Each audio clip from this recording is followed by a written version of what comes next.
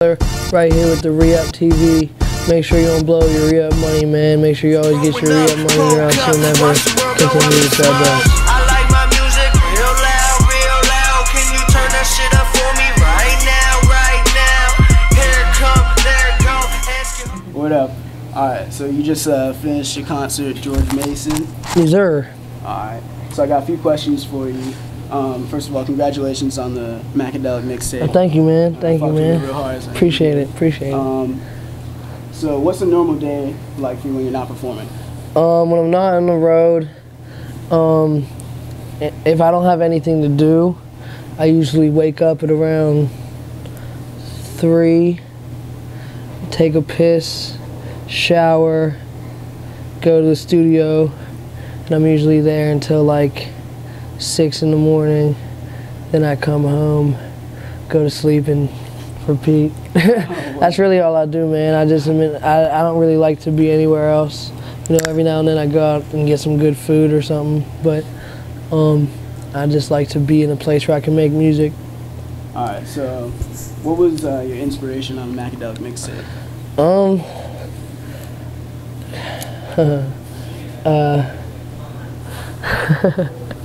My inspiration on that mixtape? I think it was just kind of like the whole psychedelic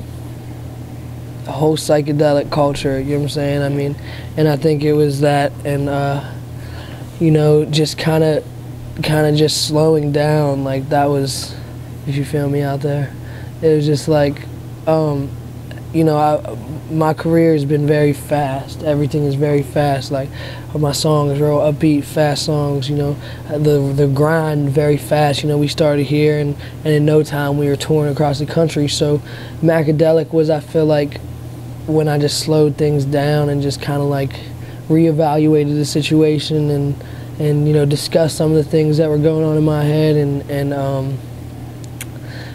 yeah, man, I think it was just like I kind of just let my thoughts be the inspiration, and then like listening to a lot of Beatles stuff and you know, like a lot of people get trippy, you know, like even like Midnight Marauder, like, you know, Q-Tip's a trippy ass dude, you know what I'm saying? Like Outkast there, you know, but it was a lot of like Pink Floyd and the Beatles type stuff, and for me, you know, just everything that involved just kind of taking a step back and kind of looking in at the situation, and yeah, that's what it was. Sounds good. Alright, how do you come up with the title for Macadelic? I don't even know, man. Q, what were you? I just randomly was like, yo, I want to call something Macadelic. At first it was the name of the tour. Right, it was, yeah. We started out because first I wanted to call something Macadelic. Like I just had a playlist in my iTunes called Macadelic because it's like psychedelic, Macadelic, funkadelic. And so I had a playlist in my iTunes, and I was just putting all my trippy music in there, like, because I've been doing that stuff for a long time, but I just never really had a home for it. So, you know, we decided to call the tour the Macadelic Tour. And I wanted to make it like a whole experience, like everything was supposed to be like, and is like an experience, you know, you're supposed to leave your world and come into the Macadelic experience. And then like I was like, you know, I started making music, just recording, and I was doing a lot of music, and I was like, all right, let's just put this together and put out a mixtape before the tour. So we just got together and yeah, and then it became Macadelic. Sounds good. Alright, so what do you think your favorite collaboration on Macadelic was? That's a really hard question. No, there's some really good ones on there. What do you mean? I mean, like, obviously, like, I mean, America. yeah, like, obviously, like, what the Wayne joint is like, Yes. like, that's crazy, but that was a huge feature. right, you know, it was just really exciting for me because, you know, I didn't tell anybody, like, it wasn't like I pushed it to try and get the tape more popping. I wanted it to be like, all of a sudden, it was just like, what, Mac has Wayne on his tape? So, like, the Wayne feature was dope, but as far as, like, the creation process, like, you know, the Mikey joint, you know, Aliens Fighting Robots, was just a great song to make because when Mikey and I get in the studio, we're like, we just kind of vibe off each other very well. Trippy, right.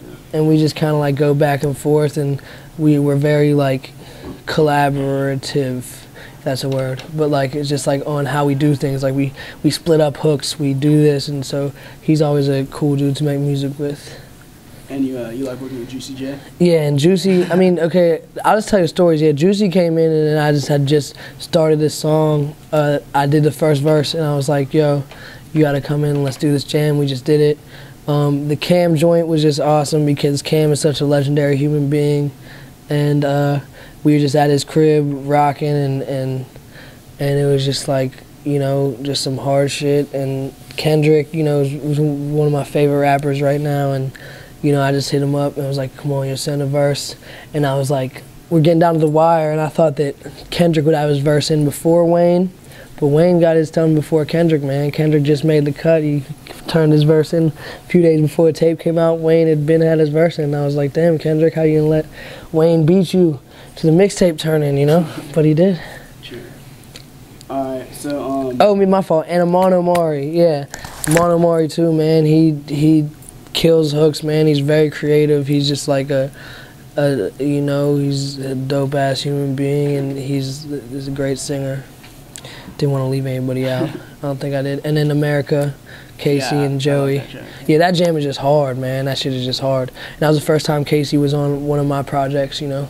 And yeah, swag. How was working with Joey Badass on America? Because, you know, he's real young. You started off young in the rap game. Well, you know, it was funny because Q had came up to me and was like, yo, you gotta check out Johnny Shipes' new artist, because Shipes is a homie, like this dude Joey Badass. And I was like, all right. And I just played that video, and he's just like, I was like, man, this kid is like just super raw. Like he's just hard, and he can rap his ass off. So I was like, all right, I gotta get him on this project because it's just like, it would just go hard. Like, you know, he's gonna be some kid. He's like 17 years old, and he's got like them straight bars. So I threw him on there, and he killed it.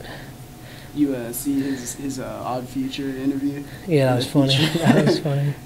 That was funny.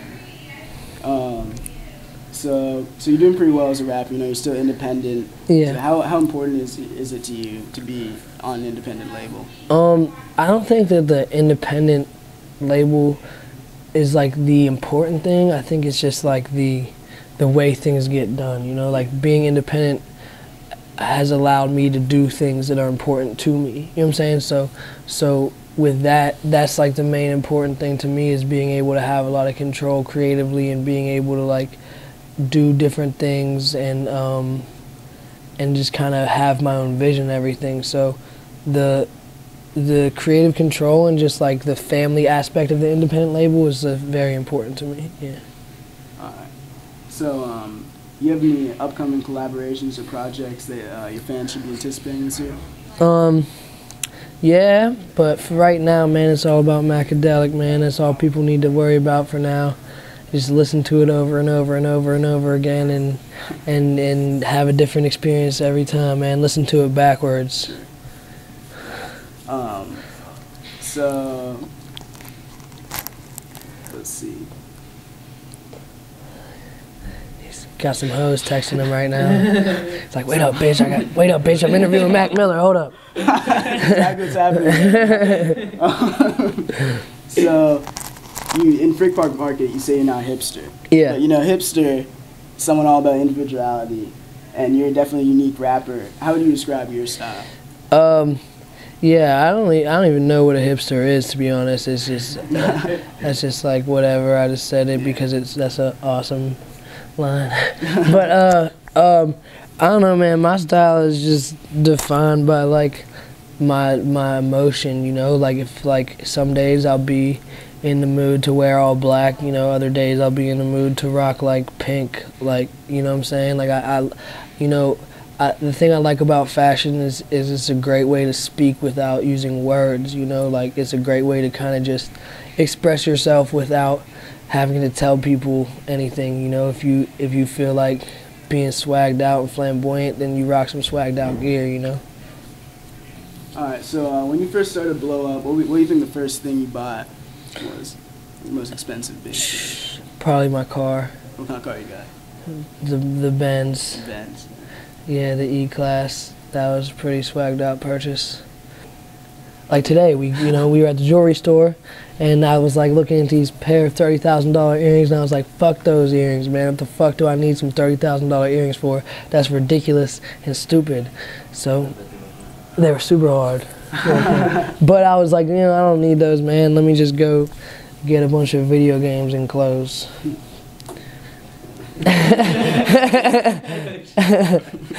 Yeah. Alright, man, so I appreciate you letting me get this interview. Of course, man. Just need to say one more thing. Just 3, 2, 1, just read the fuck up. That's Okay. like my website. Yeah. So you want to count us off? Yeah. 3, 2, 1. Read the fuck up, motherfucker. Fuck your magazine. Jordan gonna hand me shoes. Still fuck your magazine. Have my team in that pack with me. Get a germ beat banging in the glass lane. When I went to every high school class of B, trying to fuck the female faculty. I'm a crazy little fuck